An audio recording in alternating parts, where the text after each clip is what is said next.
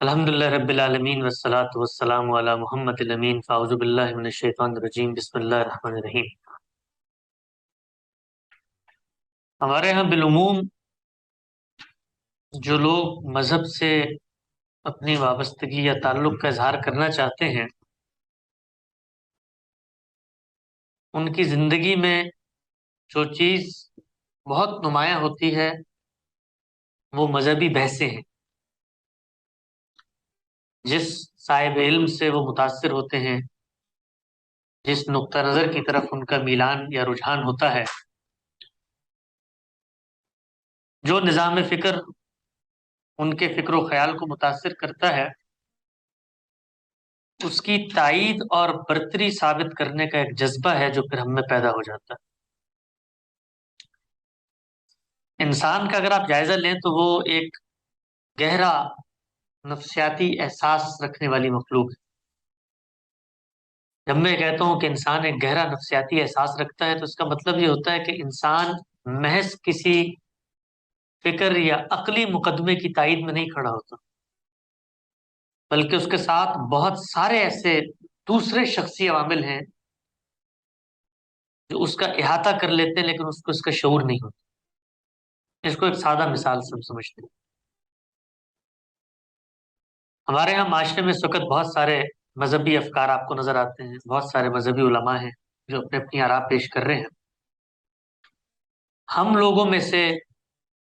بعض لوگوں نے جب غامدی صاحب کی فکر کا انتخاب کیا تو وہ ایسا نہیں تھا کہ ہم سب نے ان کے سارے جو منہج فکر ہے یا ان کا پورا جو استدلال ہے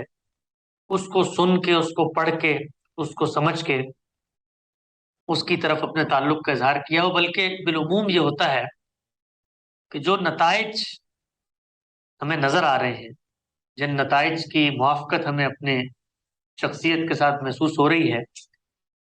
اس اثر کے تحت ہم فکر کا مطالعہ شروع کرتے ہیں۔ یعنی کچھ چیزیں خود ہمارے ہاں پہلے سے ڈیولپ ہو کے سامنے آ رہی ہوتی ہیں تو ہمیں اس صاحب علم کے ہاں اس کی مماثلت محسوس ہوتی ہے۔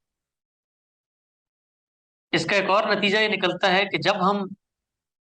اس کی فکر کو اپناتے ہیں، اپنانے کے بعد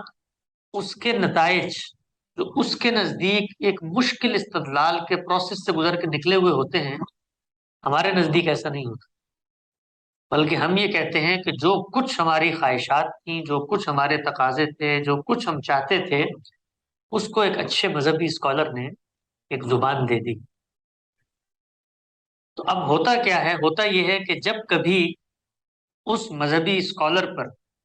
یا اس عالم پر کوئی تنقید ہوتی ہے تو ہم اس تنقید کو در حقیقت اپنے اوپر تنقید سمجھ رہے ہوتے ہیں۔ اور آپ نے یہ بھی بالعموم دیکھا ہوگا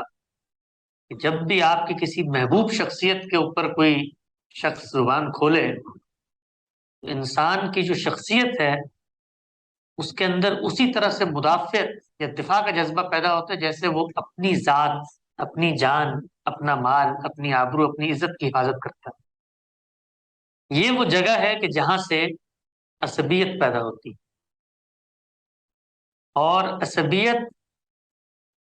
اتنا خطرناک مرض ہے کہ اس کی تشخیص ہونا کم و بیش ناممکن ہوتا۔ ہم بیٹھ کے درس قرآن سن رہے ہوتے ہیں، درس حدیث سن رہے ہوتے ہیں، سڈنی سے، ایڈلیڈ سے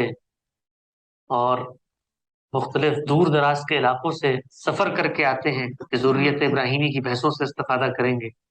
بنی اسرائیل بنی اسماعیل کے فرق کو سمجھیں گے، اور اس کے بعد ہمارے سامنے آفاق و انفس کے قوانین ہوں یا مذہبی لٹریچر کی بحثیں ہوں، سب ایک نوشتہ دیوار کی طرح کھل جائیں گی، اور پھر اس کے بعد کوئی ہم سے گفتگو کرے گا کہ بھائی غامدی صاحب نے تو فلاں چیز کو محدود کر دیا ہے، تو الحمدللہ اتنے زیادہ ہمارے پاس دلائل ہوں گے کہ اس کے بعد اس کے لیے سر چھپانے کی جگہ نہیں ملے گی۔ تو عمل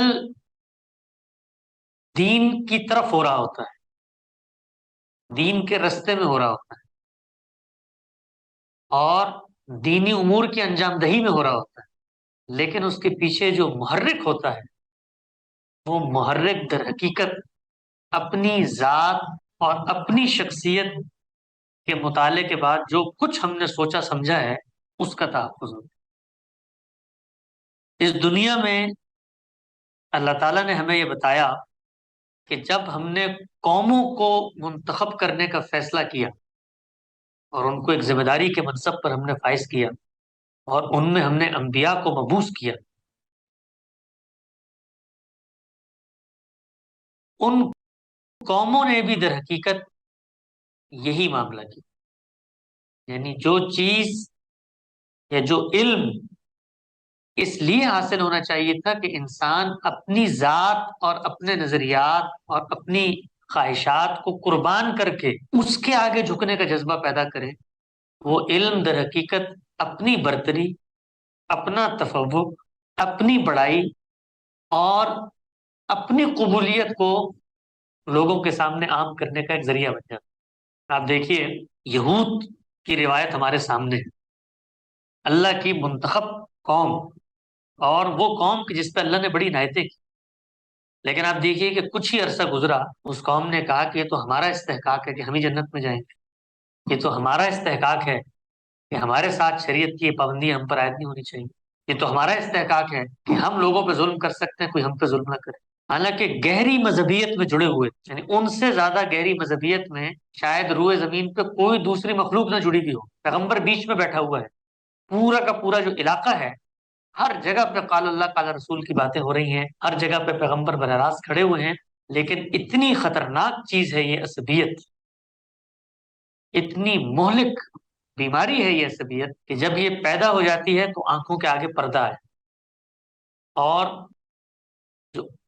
مزید مشکل ہے وہ یہ کہ جب تشخیص کرنے کے لیے کوئی آدمی بیٹھتا ہے تو بظاہر کو مرد نظر نہیں آ رہا ہوتا،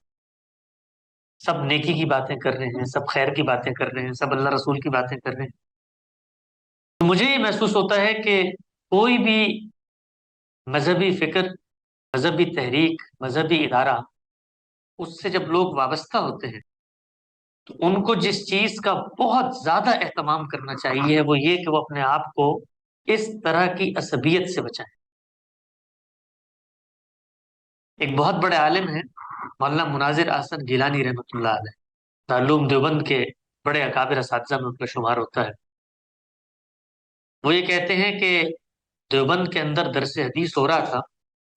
تو ہم نے دیوبند کے ایک شیخ الحدیث تھے مولانا محمود الحسن صاحب دیوبندی، دیوبند کے بانیوں میں سے بہت بڑا ان کا نام، شیخ الہند کا لقب ان کو دیا گیا۔ تو ان سے کہتے ہیں ہم نے پوچھا کہ یہ بتائیے کہ رسول اللہ صلی اللہ علیہ وسلم کی ناموس اور عزت پہ جب کوئی حملہ آور ہوتا ہے یا کوئی اس پر تنقید کرتا ہے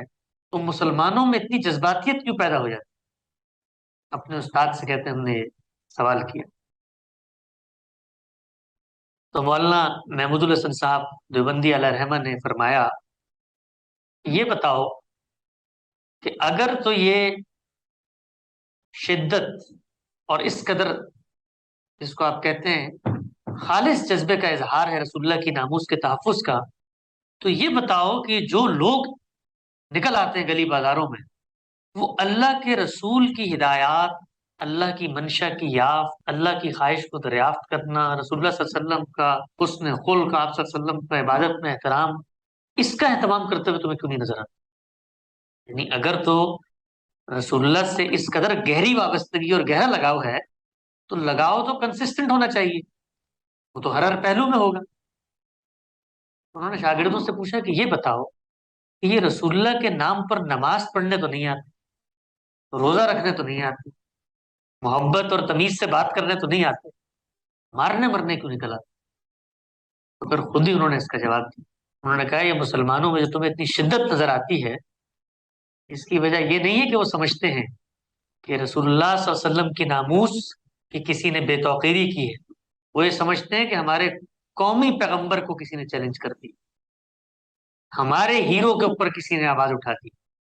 ہماری ایک محبوب شخصیت جس سے ہم اپنے تعلق کا اظہار کرتے تھے اس کی جگہ سائی کی جا رہی، تو وہ رسول اللہ کی ناموس کی حفاظت نہیں کر رہے ہوتے، وہ اپنے اس جذبے کی آبیاری کر رہے ہوتے ہیں کہ ان کی سبکی میں ہمیں اپنی سبکی محسوس ہو رہی ہو۔ تو ایک بڑے آدمی نے، ایک بڑے عالم نے مسلمان معاشرے کے اندر جو ایک گہرا مرض ہے اس کو بڑی عمدہ مثال سے واضح کی، بلکہ اب تو آپ یہ دیکھیے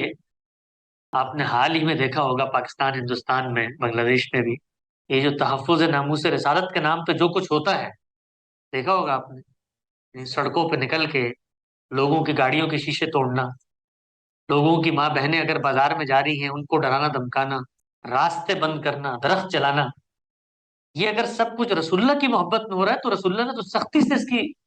مذمت کی ہے کہ یہ کام تم نہیں کر سکتے۔ لیکن آپ دیکھیے کہ وہاں پر بھی کیا چیز ہے؟ عصبیت، کہ بظاہر آپ اللہ کے رسول کے نام پر نکلے ہیں، لیکن اصل میں اللہ کے رسول پیش نظر نہیں، اپنی ذات اور اس کے اندر جو ایگو محصور ہے اس کی تسکین پیش نظر۔ آپ یہ دیکھیے ہمارے ہاں بالعموم جو مذہبی حلقے ہوتے ہیں، مذہبی خانوادے ہوتے ہیں، مذہبی انوائرمنٹ ہوتی ہے، وہاں پر یہ چیز اتنی گہری جڑیں رکھتی ہے کہ وہ لوگ جو اس کا علم لے کر اٹھتے ہیں معاشرے میں کہ ہم سب عصبیتوں کا خاتمہ کر دیں اور ہم نہیں مانتے بابوں کو اور ان مزاروں کو اور ان فرقوں کو اور ان وابستگیوں کو اور ان مسلکی شناختوں کو، آپ یہ دیکھیے کچھ ہی عرصے بعد خود آپ کا یہ نعرہ اپنی ایک عصبیت پیدا کر کے اپنی علیحدہ شناخت بنا لیتے۔ تو ہمیں جس چیز کی بہت محنت کرنی چاہیے، بہت کوشش کرنی چاہیے، وہ یہ ہے، یہ جو کچھ فکری بحثیں ہمارے یہاں ہوتی ہیں، جو کچھ مذہبی مقدمات کو ہم سمجھنے کے لیے اپنے وقت کا اور اپنے مال کا اثار کرتے ہیں، اس کا مقصد بالکل واضح رہنا چاہیے۔ اس کا مقصد محض فکری یا ذہنی عیاشی نہیں ہونا چاہیے۔ اس کا مقصد ہماری پوشیدہ خواہشوں کو مذہبی استدلال اور آہنگ کی زبان دینا نہیں ہونا چاہیے، بلکہ اس کا مقصد یہ ہونا چاہیے ہے کہ ہم اللہ تعالیٰ کی تائید اور اللہ تعالیٰ کی خوشنودی کے حصول کے لیے دین کی رہنمائی حاصل کر رہے ہیں۔ یہ بظاہر بڑے سادہ سے جملے نظر آتے ہیں، اللہ تعالیٰ کی تائید، اللہ تعالیٰ کی خوشنودی، اور بڑے جس کو آپ کہتے ہیں روزمرہ کے سننے سنائے کے جملے نظر آتے ہیں، لیکن اگر آپ غور کریں تو یہ باریک سا فرق ہے ایک لکیر کا۔ اگر آپ کا وہ عمل خوشنودی اور تائید سے ہٹ جائے اور آپ آخری درجے میں سیکریفائس کر رہے ہوں، اللہ کے یہاں اس کی کوئی قدر نہیں۔ رسول اللہ صلی اللہ علیہ وسلم کو ایک غزوے کے بعد صحابہ نے آ کر یہ بتایا اور یہ سوچ کے بتایا کہ ایک شخص کا ہم ذکر کر رہے ہیں، اللہ کے رسول کی زبان سے اس کے بارے میں کیسے تہنیتی اور کیسے تحسین کے کلمات نکلیں گے۔ انہوں نے کہا یا رسول اللہ، آج آپ نے دیکھا کہ غزوے کے اندر ایک شخص نے کتنی جافشانی سے لڑائی کی اور کیسے فتوت اور ہمت اور حوصلے کے ساتھ لڑتے ہوئے وہ شہید ہو گیا، کیا فرمائیں گے آپ اس کے بارے میں؟ آپ صلی اللہ علیہ وسلم نے فرمایا جہنم میں گیا، جہنم میں گیا۔ کیوں؟ اس لیے کہ جان تک قربان کر دیتا ہے آدمی۔ اس مرض کے اندر جب انسان جاتا ہے تو یہ اتنا گہرا مرض ہے کہ جان تک قربان کرنے کا جذبہ اس میں پیدا ہو جاتا ہے۔ تو کہا کہ وہ اللہ کے لیے نہیں لڑ رہا تھا، وہ اپنی حوصلہ مندی اور اپنی شجاعت کا سکہ بٹھانے کے لیے لڑ رہا تھا، جہنم میں گیا۔ تو آپ تصور کریں کہ ہم لوگ اگر اس مرض کا شکار ہو جائیں تو تشخیص تو بہت دور کی بات ہے، یہ احساس ہونا کہ تشخیص ہونی چاہیے یہ تک نہیں ہوتا، اور عمل پہ عمل کیے چلے جاتے ہیں، گویا نیکیوں کو ایک ڈھیر میں پھینکتے چلے جاتے ہیں اور جس کا آخر میں کچھ حاصل نہیں ہوگا۔ میں آپ سے یہ عرض کرتا ہوں کہ مجھے گزشتہ 10-12 سال ایک بڑے صاحب علم کے ساتھ وقت گزارنے کا موقع ملا، اور میں نے ان کی خلوت و جلوت کو بھی دیکھا، ان کے سفر و حضر کا بھی امین رہا، ان کے راز و نیاز سے بھی واقف ہوں، اور ان کے ہاں جو خواہشات اور بے تکلفی کے جذبات ہوتے ہیں ان کی بھی خبر رکھتا ہوں۔ میں نے جس چیز کو محسوس کیا وہ یہ تھی کہ ایک بڑا صاحب علم، ایک بڑا مفکر، ایک بڑا مدبر، جس کے ہاں سے روز ایک نیا فلسفہ، ایک نئی فکر پھوٹ رہی ہے، اس کی زندگی کا ہدف اور نصب العین کیا ہے؟ یعنی کیا وہ جو کسی ایک نئے رجحان اور نقطہ نظر کا بانی اور خالق ہے، جس کے دلائل سے ہم استفادہ کر کے اپنی اناؤں کی تسکین کرتے ہیں اور اپنی خواہشات کو فکری زبان دیتے ہیں، خود اس شخص کے کیا معاملات، اس شخص کی کیا روٹین ہے، اس شخص کے کیا اخلاق ہیں. تو آپ یقین جانیں کہ مجھے جو چیز واضح ہوئی وہ یہ تھی کہ دین کی کوئی بھی محنت، اگر کسی صاحب علم پر یہ بات واضح ہو جائے کہ وہ دین پر غور و فکر اللہ کے لیے کر رہا ہے، تو دین کی کوئی بھی محنت وہ نہیں کرتا مگر اس جذبے سے خالی ہوئے بغیر، یہ جو کچھ میں کر رہا ہوں اس سے مقصود اللہ کی خوشنودی اور اللہ کی تائید. اور جب آپ اللہ کی تائید کے لیے کوئی کام کرنا چاہتے ہیں تو چند چیزیں ہیں جو ایک وجودی حقیقت کے طور پر آپ کے رویے اور عمل میں ڈھل جاتی ہیں. اور اس میں سے جو سب سے پہلی چیز ہے وہ ہے نماز کا اہتمام. ہم پوری دنیا میں دین کی تبلیغ کر رہے ہیں، پوری دنیا کو اتمام حجت کا نظریہ سکھا رہے ہیں، پوری دنیا کو ذریت ابراہیم اور اصطفیٰ کے تصورات سے آگہی دے رہے ہیں. ہم بتا رہے ہیں ہمارے پاس جوابی بیانیہ ہے، کاؤنٹر نیریٹو ہے. ہم بتا رہے ہیں موسیقی کے بارے میں حدیثیں غلط سمجھی گئیں، تصویر جائز ہے. ہم بتا رہے ہیں ارتداد کی سزا نہیں ہوتی، یہود و نصارہ سے ساتھ تعلقات رکھے جا سکتے ہیں. ہم بتا رہے ہیں کہ خلافت دین کا نظام نہیں ہے، جمہوریت ہونی چاہیے. ہم بتا رہے ہیں کہ بچوں کو سوال کرنے کی آزادی ہو. ہم بتا رہے ہیں کہ پردہ نہیں ہوتا، حجاب ہی کافی ہے، دوپٹہ لے لو یہ بھی کافی ہے. یہ سب کچھ ہم بتا رہے ہوں سوسائٹی میں، شب و روز بتا رہے ہوں. اور صبح اٹھنے کے بعد سب سے پہلے جا کر دیکھ بھی رہے ہوں کہ آج کس اعتراض کا جواب آیا ہے، آج کس مولوی صاحب کو غامدی صاحب نے پچھاڑ دیا ہے، آج کون سا نیا نقطہ ہے جو میرے ہاتھ لگے گا. اور وہ اس دن جو فلاں محفل میں فلاں صاحب نے مجھے خاموش کرا دیا تھا ان کو میں واٹس ایپ میسج کر کے صبح صبح جواب دوں گا. یہ سب کچھ ہم کر رہے ہیں اور بڑی، جس کو آپ کہتے ہیں محبت اور عقیدت اور سچائی کے جذبے کے ساتھ کر رہے ہیں. لیکن اس کے ساتھ اگر ہم نماز نہیں پڑھ رہے 5 وقت، تو یہ پہلا پیرامیٹر ہے اس بات کا کہ عصبیت پیدا ہو چکی ہے. اس لیے کہ بھائی اتنی دین کی خدمت آپ پورا دن کر رہے ہیں اور جو اولین تقاضا تھا اللہ تعالیٰ سے تعلق کا اس میں کوتاہی ہو رہی ہے، اس کا مطلب یہ ہے کہ خدمت دین کی نہیں ہو رہی، خدمت کسی فکر کی بھی نہیں ہو رہی، خدمت لوگوں کی بھلائی کے لیے بھی نہیں ہو رہی، خدمت اپنی خواہش کی ہو رہی، خدمت اپنی آرزوؤں اور تمناؤں کی ہو رہی. تو نماز وہ پہلی چیز ہے جو اگر کسی مذہبی تحریک کے کارکنوں، گروہوں اور لوگوں میں نہیں ہے تو اس کا مطلب یہ ہے کہ دین جو کچھ ان سے چاہتا ہے وہ ان کے اندر ابھی پیدا ہونا شروع ہی نہیں ہوا. میں ایک واقعہ آپ کو میں سناتا ہوں، آپ کو شاید اتنی حیرت ہو واقعہ سن کے کہ پریشان ہو جائے. ایک زمانے میں آپ جانتے ہیں پاکستان میں بڑی ہم نے نرسریاں بنائی ہیں ارد گرد کی ریاستوں میں لوگوں کی مدد کرنے کے لیے، لوگوں کو حق دلوانے کے لیے. ہمارے یہاں سے لوگ مسلح جدوجہد کے لیے جاتے تھے ادھر ادھر. تو میرا ایک پس منظر ہے خاص جس کی وجہ سے ایک ربط ضبط رہا ہر طرح کے لوگوں سے. ایک دفعہ میں ایک خاص علاقے میں پاکستان میں کہیں سفر کر کے جا رہا تھا تو مجھے سڑک پہ ایک صاحب نظر آئے. میں نے گاڑی روک لی، میرے جان پہچان کے آدمی تھے، بڑے عالم تھے. تو میں نے ان سے کہا کہ آپ یہاں کیا کر رہے ہیں؟ تو انہوں نے کہا میں یہاں پر ایک جگہ پر خطاب کرنے کے لیے آیا ہوں، وہاں میں خطاب کرنے جا رہا ہوں. تو آپ بھی ساتھ چلیں؟ میں نے کہا ٹھیک ہے جی میں چلتا ہوں. کن سے خطاب کرنے جا رہے ہیں؟ انہوں نے کہا میں ان لوگوں سے خطاب کرنے جا رہا ہوں جو کشمیر کے اندر لوگوں کی مدد کے لیے وہاں پر جنگ کرتے ہیں. پاکستان کے وہ لوگ ہیں جو وہاں پر لوگوں کی تائید کرتے ہیں، مجاہدین آپ کہہ لیں. میں اس مجلس میں چلا گیا. اس مجلس میں جو انہوں نے بیان کیا، آپ سوچ سکتے ہیں اس بیان کا موضوع کیا تھا؟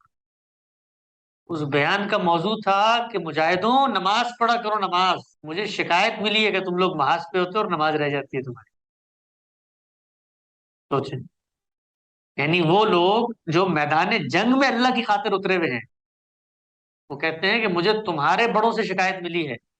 تمہارے یہاں نماز کا اہتمام نہیں ہے. اللہ کی خاطر جان قربان کرنے کے لیے بیوی بچوں کو، ماں باپ کو، رشتہ داروں کو، مال و منال کو چھوڑ کے چلے گئے، لیکن نماز کا اہتمام نہیں ہے. آپ یہ دیکھیے، یہ جو ہماری مذہبی سرگرمیاں ہیں یہ بسا اوقات ہمیں سبسٹیوٹ کر رہی ہوتی ہے۔ مجھے ایک واقعہ سنایا ہمارے بزرگ نے، وہ کسی اسی طرح کی تحریک سے وابستہ تھے، تو وہ کہتے ہیں کہ مجھے ذمہ داری دی گئی کہ میں اس کا بینر بناؤں، جلسہ تھا اگلے دن۔ تو میں گھر سے نکل رہا تھا، کچھ لوگ آئے، انہوں نے کہا کہ بینر بنا لیا آپ نے؟ تو انہوں نے کہا نہیں ابھی تو نہیں بنا، لیکن میں عصر کی نماز پڑھنے جا رہا ہوں، پڑھ کے آتا ہوں تو اس کے بعد دیکھتا ہوں۔ تو انہوں نے میرا ہاتھ پکڑ کے روک لیا، انہوں نے کہا بھائی نماز تو ہوتی رہے گی، بینر تو ابھی جانا ہے فوراً۔ نماز سے مطلب کم اہم ہے بینر کا کام؟ تو یہ یقین جانیے ہمارے ہاں یہ جو چند مثالیں میں نے آپ کو دی، مشتز نمونے از خروارے ہیں، یہ عملی حقیقتیں ہیں کہ ہمیں یہ لگتا ہے کہ نماز غیر اہم ہے اور یہ جو دین کا کام کر رہے ہیں زیادہ اہم ہے۔ نماز میں کیا ہے، کھڑے ہوں گے 2 دفعہ اللہ اکبر کریں گے، جھکیں گے، سجدہ کریں گے، آ جائیں گے، یہاں تو خدمت ہو رہی ہے۔ بینر چھپے گا، ہزاروں لوگ جلسے میں آئیں گے، اعلائے کلمت اللہ کی تقریریں ہوں گی، اسلامی نظام کا غلبہ ہوگا، پورے عالم میں اسلام چھا جائے گا۔ نماز تو میں گھر میں جا کے وضو کر کے 2 منٹ پڑھ لوں۔ تو جس مذہبی وابستگی کے نتیجے میں ہماری نمازوں میں اگر پابندی نہ آئے، اس کا مطلب ہے کہ یہ وقت ہے کہ ہم اپنی اس مذہبی وابستگی کو روک کر اس بات کا جائزہ لیں کہ یہ وابستگی کی بنیاد کیا ہے۔ اللہ سے تعلق ہے، اللہ کی خوشنودی ہے، اللہ سے ملاقات کے جذبے کی آبیاری ہے، یا اپنی ذات کی انا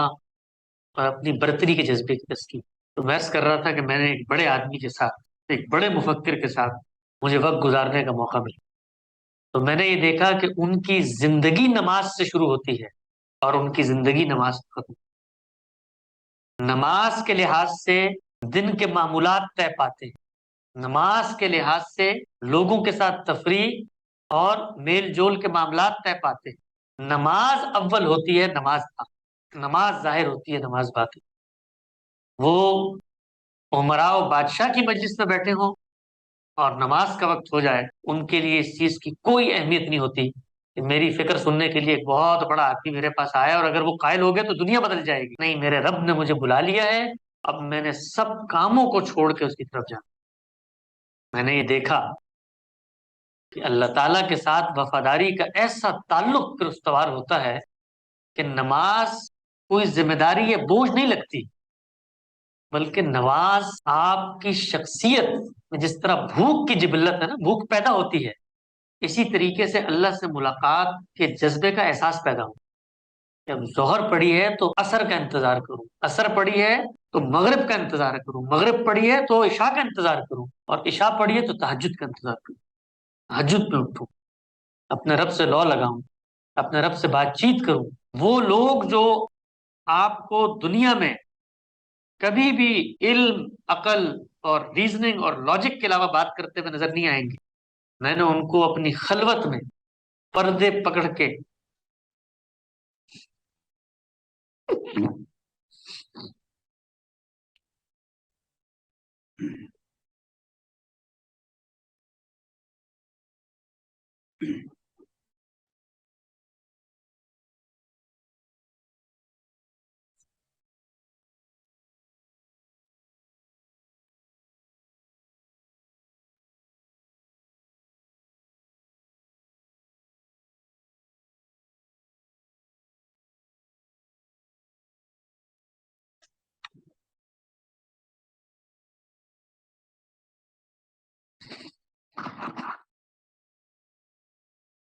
تو جو دین آپ کے اندر یہ جذبہ نہ پیدا کرے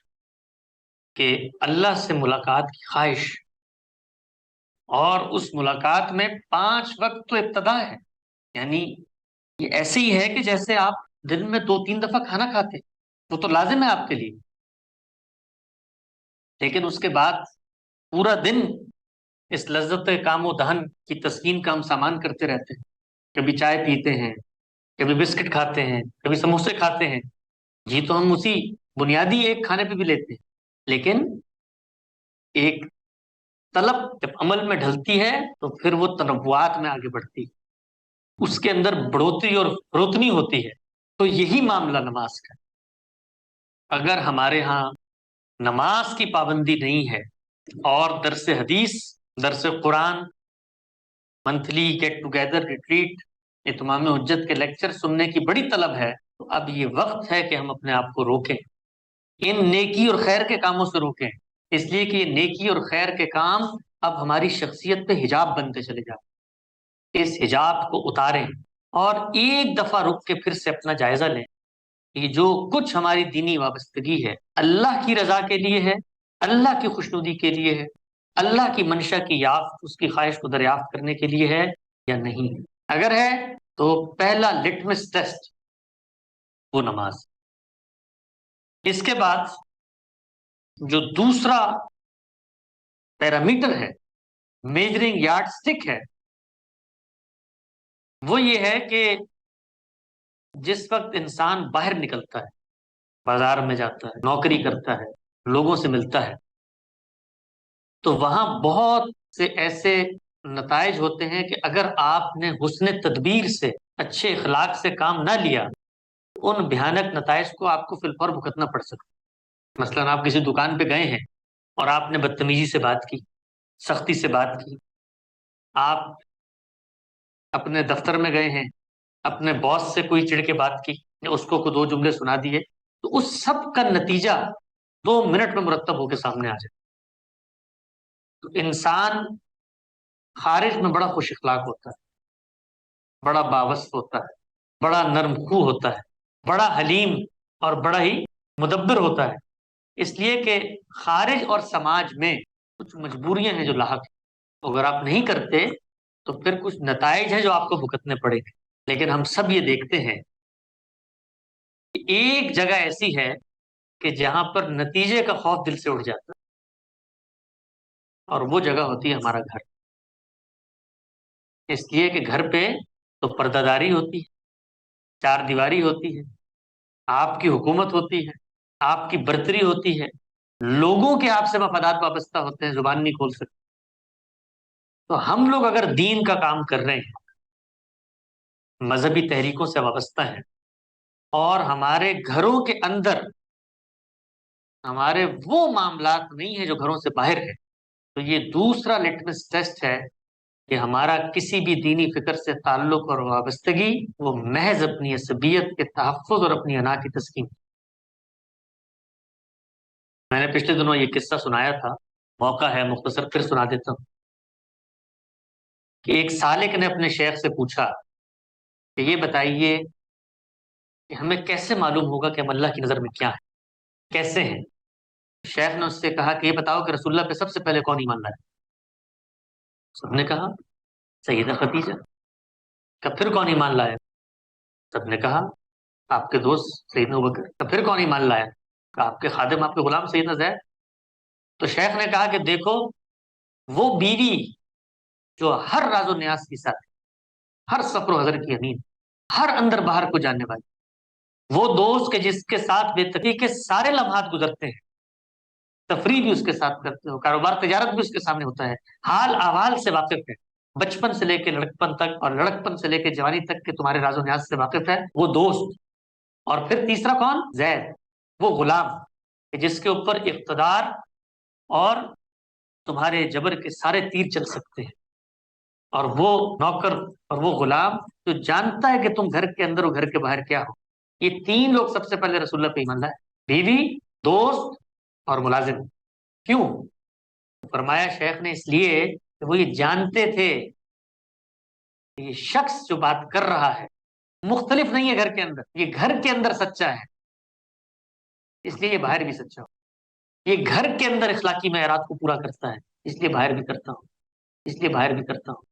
یہ گھر کے اندر خدا خوفی کے ساتھ جیتا ہے، اس لیے باہر بھی کھڑے ہو کے اگر دعوی نبوت کر رہا ہے تو اس کے دل میں یہ خوف ہے۔ تو ہم لوگوں میں سے آپ نے دیکھا ہوگا کہ اکثر مذہبی تعلق بھی ہو،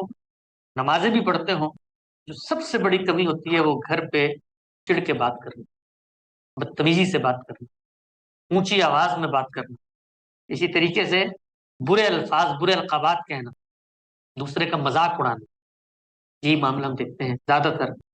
شوہروں کیا پایا جاتا ہے۔ اس لیے کہ ان کو یہ پتا ہوتا ہے کہ گھر کا تو میں سربراہ ہوں، گھر کے بلز میں نے دینے ہیں، گھر کا سارا کارخانہ مجھے چل رہا ہے، یہ بیچاری کہاں جائے گی، کس کے پاس جائے گی؟ اور جا کر اگر کسی کو میری شکایت بھی لگائے گی تو اپنی ناک کٹوائے گی، تو یہ جذبہ ہے جو پھر آپ کو طاقت دیتا ہے کہ آپ زیادتی کرتے چلے جائیں، کرتے چلے جائیں، کرتے چلے جائیں۔ تو ہمارے استاد نے ایک جملہ ایک دفعہ فرمایا تھا، آپ لوگوں نے سنا ہوگا، کہ اس دنیا میں جو امتحان ہے اس کا سب سے بڑا مرکز آپ کا اپنا گھر ہے۔ باہر کے سارے پرچے پاس ہو جاتے ہیں، باہر بڑی سماجی اخلاقیات کے معاملات ٹھیک ہو جاتے ہیں، لیکن گھر میں بچوں کے ساتھ سختی سے بات کرنا، غصے سے بات کرنا، بدتمیزی سے بات کرنا، اس کے نفسیاتی اثرات تو جو ہوں وہ ہوں، اس کے خارجی نقصانات جو ہوں وہ ہوں، لیکن جو سب سے بڑی آزمائش پیدا ہوتی ہے وہ یہ کہ آپ کی اپنی شخصیت کی پاکیزگی وہ ختم ہوتی چلی جائے۔ اگر یہ معاملہ ہو رہا ہے کہ ہم لوگوں کو، مجھ سے ایک دفعہ ایک صاحب نے پوچھا کہ آپ یہ بتائیے، آپ اتنے بڑے صاحب علم کے ساتھ وقت گزارتے ہیں، تو جو اللہ والے ہوتے ہیں ان کے یہاں تو کبھی نہ کبھی کوئی کوئی ایسے معجزے کا صدور، کوئی ایسی چیز کی سامنے تو آ ہی جاتا ہے، تو کبھی کچھ آپ کو کوئی نظر آیا، کوئی اشارہ، کوئی اللہ کی تائید کا، کوئی آپ نے معجزہ دیکھا؟ تو میں نے کہا ہاں، میں نے ایک معجزہ دیکھا ہے، اور وہ معجزہ یہ دیکھا ہے کہ وہ آدمی جو گھر میں ہے وہی باہر ہے، اور جو باہر ہے وہی گھر میں۔ اس سے بڑا کوئی معجزہ نہیں ہو سکتا کہ میں نے اس شخص کو گھر میں وہ بات کرتے دیکھا ہے جو وہ باہر کرتا ہے، باہر وہی بات کرتے دیکھا ہے جو گھر میں کرتا ہے۔ وہ جو لوگوں کو تلقین کرتا ہے وہ اس پہ عمل درآمد کا سب سے پہلا نمونہ اپنے گھر میں دکھاتا ہے۔ اور آپ یہ دیکھیے کہ گھر وہ جگہ ہے جہاں سب سے زیادہ آپ کو اس کا سامنا کرنا پڑتا ہے، اس لیے کہ ہر لمحے کوئی نہ کوئی فیصلہ کرنا ہو، وہ کپڑوں سے لے کر گاڑی لگانے تک، وہ کھانے میں نمک سے لے کے بچوں کی اسکولنگ تک، ہر لمحے آپ کوئی نہ کوئی فیصلہ کر رہے ہو۔ شام کو آپ نے شادی پہ جانا ہے، دن میں آپ نے درس قرآن سننا ہے، بیوی کو ڈاکٹر کے بعد، آپ کی زندگی ایک مجموعہ معمولات ہوتی ہے۔ اس مجموعہ معمولات میں اگر آپ اخلاقی معیارات پر کمپرومائز کر رہے ہیں تو اس کا مطلب یہ ہے کہ جو دین کا کام خارج میں ہو رہا ہے اس کا دوسرا لٹمس ٹیسٹ یہ ہے کہ آپ اس میں فیل ہو جائیں۔ نماز اور لوگوں کے ساتھ حسن سلوک، سیدہ عائشہ رضی اللہ تعالی عنہ سے مروی بعض روایات ہیں کہ جس میں اللہ کے پیغمبر کی حالت نزاع، بالکل رخصتی کے عالم میں جو نسائیں ہم تک پہنچی ہیں، ان کے چند جملے ملتے ہیں۔ رسول اللہ صلی اللہ علیہ وسلم کی جو آخری نصیحتیں تھیں وہ یہ تھی کہ الصلاۃ وما ملکت ایمانکم، الصلاۃ وما ملکت، نماز پڑھتے رہنا، نماز پڑھتے رہنا اپنے غلاموں سے، غلامی یہاں ایک استعارے کے طور پہ، وہ لوگ جو تمہارے زیر دست ہیں ان سے حسن سلوک کر، ان کے ساتھ خیرخواہی کا جذبہ رکھنا، اس لیے کہ دین کی پوری دعوت کا مقصد کیا ہے؟ میرا تزکیہ، میری پاکیزگی، میری طہارت۔ اور اگر میں یہ دو کام نہیں کرتا تو سب سے پہلے میں عالمگیر بد اخلاقی کا ارتکاب کرتا ہوں نماز سے دور ہو کر، اس لیے کہ کائنات کا پالنہار تھا، رہی تھی کہ میں اس کے پاس جاؤں اور سلام کروں اور اپنا جبھی اس کے سامنے رکھ دوں۔ میں نے اپنے اس حق کو جو اس کا مجھ پر قائم ہوتا نہیں پہچانا۔ اور اسی طریقے سے میرا جو سب سے بڑا امتحان تھا وہ ایک گھر اور چار دیواری کے اندر اس دین کی بنیاد کا ظہور تھا، میں اس میں ناکام۔ تو ہم سب کو یہ چاہیے ہے کہ جب بھی کبھی زیادہ دینی لٹریچر اور زیادہ دینی پروگرام سننے کا جذبہ پیدا ہو تو پلٹ کے یہ دیکھنا چاہیے کہ ان دو معاملات میں ہمارا کیا عالم، ان دو معاملات میں ہم کہاں کھڑے ہیں۔ اگر ان دو معاملات میں کوئی کمی ہے تو یہ وقت ہے کہ آپ اپنی اس دینی سرگرمی کو معطل کر چھوڑ دیں۔ قرآن پڑھ رہے ہیں قرآن چھوڑ دیں، حدیث پڑھ رہے ہیں حدیث چھوڑ دیں، کیونکہ نہ آپ قرآن پڑھ رہے ہیں نہ آپ حدیث پڑھ رہے ہیں، آپ اپنے نفس کی کتاب پڑھ رہے ہیں۔ اللہ تعالیٰ سے دعا ہے کہ سب سے پہلے وہ مجھے اور پھر ہم سب کو اس کی توفیق دے کہ ہم لوگ دین کے سچے طالب علم بنے۔ اور دین کا جب کوئی طالب علم بنتا ہے تو وہ دین کے مقصد کو اپنی زندگی کا وظیفہ بناتا ہے، وہ علمی فکری بحثوں میں گم ہو کر اس مقصد سے اپنے آپ کو دور نہیں کر لیتا۔ اگر وہ یہ کام کر لیتا ہے تو روئے زمین پہ اس سے بڑا بد نصیب کوئی نہیں۔ اور ایک آخری بات کہہ کے گفتگو کا خاتمہ کرتا ہوں۔ اللہ تعالیٰ نے دنیا میں جزا و سزا کا جو اصول بیان کیا ہے وہ یہ ہے کہ لیبلوکم فیما آتاکم، کہ قیامت میں اس چیز کا میں حساب کروں گا کہ جو علم میں نے تمہیں دیا تھا، جو علم میں نے تمہیں دیا تھا، جتنا علم تمہیں ملا تھا اس کے مطابق سوال و جواب ہو۔ تو ہم مذہبی لوگ جو علم کے کنٹینرز کو اٹھا کے اپنے کندھوں پہ پھر رہے ہوتے ہیں، اللہ کی اس آزمائش میں خود کو جھونک رہے ہیں کہ کل اپنا یہ بھی عذر نہ پیش کر سکیں کہ اللہ ہمیں تو علم ہی نہیں تھا اس بات۔ اللہ تعالیٰ پوچھیں گے بھائی پورا دن تو آپ مولانا حمید الدین فراہی، مولانا امین حسن اصلاحی، جاوید احمد غامدی، اتمام حجت، نظم قرآن، لفظ معنی پہ صحیح استدلال، قطعی الدلالہ اور ضمنی الثبوت، یہ بحثیں کر رہے ہوتے تھے، قرآن سے واقف نہیں تھے؟ یہ کیسے ہو سکتا؟ پورا دن تو لوگوں کو پڑھ پڑھ کے سناتے تھے جوابی بیانیہ کیا ہوتا ہے، نظم اجتماعی سے متعلق تقاضے ہیں، یہ فرد سے متعلق نہیں ہے، اور ریاست کی کوئی جوریڈکشن نہیں ہے۔ پورا دن تو میری شریعت سمجھا رہے ہوتے تھے پوری دنیا کو تم، اور تم کہہ رہے ہو کہ تمہارا یہ عذر قبول کر لوں کہ تمہیں علم نہیں تھا۔ تو یہ علم ہمارے لیے اس دن سب سے بڑی پاؤں کی زنجیر بن جائے، اور ہم اس دن حسرت کریں گے کہ یا اللہ، کاش ہم ان مذہبی تحریکوں اور گروہوں میں نہ گئے ہوتے، ایک عام سے آدمی ہوتے سڑک پہ ریڑھی لگانے والے، تو یہ عذر تو پیش کر دیتے کہ اللہ میں پتہ نہیں تھا، تو ہماری وہ محرومی دنیا میں وہاں پر نعمت بن جاتی، لیکن وہ بھی نہیں پیش کر سکتے ہم مذہبی لوگ۔ تو رسول اللہ صلی اللہ علیہ وسلم سے کسی نے پوچھا کہ قیامت کے دن یہ حساب و کتاب کا کیا معاملہ ہو؟ تو آپ نے کہا یہ جو فقیر فقراء غریب مسکین ہے نا، فوراً چھوٹ جائیں گے، اور یہ جو تمہیں بڑے بڑے مال و منال والی بڑی بڑی شخصیاں اور بڑے آسودہ حال جن کے آگے ہٹو بچوں کا شور یہ ہوتا ہے، لائنوں میں لگے ہوئے ہوں گے، فراغت نہیں ہو رہی ہوگی، اس لیے کہ دنیا میں اللہ نے اس کو جو محرومی دی تھی غریب کو، وہ آخرت میں اس کے لیے نعمت بنتی، اور دنیا میں جس کو اللہ نے مال دیا تھا وہ آخرت میں اس کے لیے آزمائش بنتی۔ تو علم کا پہلا رستہ یہ ہے کہ آپ کے شعور اور عمل میں وہ ڈھلے۔ اگر قرآن مجید کا نظم قرآن سمجھنے کے بعد نماز کی پابندی نہیں ہو رہی، ایسا نظم قرآن آپ کو ایک عام بے نمازی سے زیادہ اور بڑا خطرناک مجرم بنا دے۔ تو ہم مذہبی لوگوں کی بڑی سخت اور بڑی شدید آزمائش، ہمیں بظاہر اس کا اندازہ نہیں ہوتا کہ ہم اللہ تعالیٰ کے سامنے کوئی عذر پیش کرنے کے قابل نہیں رہے، لہٰذا یہ وقت ہے، اسی وقت سے ہم سب یہ عہد کریں کہ ہم پیچھے مڑ کے پلٹ کے، انسان کمزور، ناتواں، ناقص اور ناکارہ اور اجرت پسند مخلوق ہے، غلطیوں پہ غلطیاں کرتے چلا جاتا ہے، لیکن اللہ ہی کی یہ عنایت ہے کہ اس نے مہلت کا یہ وقت دیا ہے، اور انابت کا جذبہ پیدا ہو جائے تو اس سے بڑی اللہ کی کوئی رحمت نہیں۔ تو ہم لوگ اپنا جائزہ کاغذ قلم لے کے لکھیں کہ کتنی دیر گاندھی صاحب کی تقریر سنی اور کتنی دیر نمازیں، اور اپنے دل سے یہ پوچھیں کہ جو مزہ ہمیں 23 اعتراضات کی سیریز سننے میں آتا ہے، کیا اس سے آدھا مذہبی نماز پڑھنے میں آتا ہے؟ اپنے دل سے پوچھیں اپنے دل سے کہ جو کچھ ہم اپنے اکابر کے قصے سن رہے ہوتے ہیں، اپنے بزرگوں کی داستانیں سن رہے ہوتے ہیں،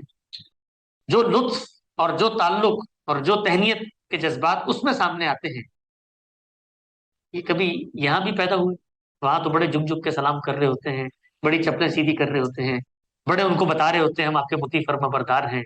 اور ان کی عزت کو اصل میں خدا اور دین کی عزت سے جوڑ رہے ہوتے ہیں۔ تو کیا یہ جذبہ گھر پہ بچوں سے بات کرتے ہوئے پیدا ہوا، بیوی سے گفتگو کرتے ہوئے پیدا ہوا، کہ سوچیں کہ وہ ایک عزت نفس رکھنے والی زندہ مخلوق ہے، اس کے دل پہ کیا گزر رہی ہوگی ہمارے سختی کے الفاظ، ہماری یہ ترشی کی باتیں، ہمارے یہ نوکیلے جملے؟ تو یہ وقت ہے، آج سے ہی ہماری دینی ورکشاپس کا یہاں پہ آغاز ہوا ہے اور فکری موضوعات پر ہے، تو ان فکری موضوعات کو سنتے وقت یہ پیش نظر رکھیں کہ یہ وقت کا ضیاع ہوگا اور آخرت کی نامرادی ہوگی کہ اگر ہم اس جذبے سے خالی ہو کر اپنے علم اور اپنی فکر کو بڑھائیں گے۔ وہ علم نہیں زہر ہے احرار کا، جس علم کا حاصل جہاں میں دو کفے جو، یعنی وہ علم نہیں ہوتا کہ جس کا حاصل کیا ہے کہ تھوڑا سا کچھ منافع حاصل ہو جائے، بھیجا ادب و فلسفہ کچھ چیز نہیں ہے، اسباب ہنر کے لیے لازم ہے تگ و دو۔ ہمیں اللہ کے لیے تگ و دو کرنی، اللہ سے لو لگانی ہے، اللہ کو راضی کرنا ہے۔ اقول قولی ھذا واستغفر اللہ لی ولکم ولسائر المسلمین۔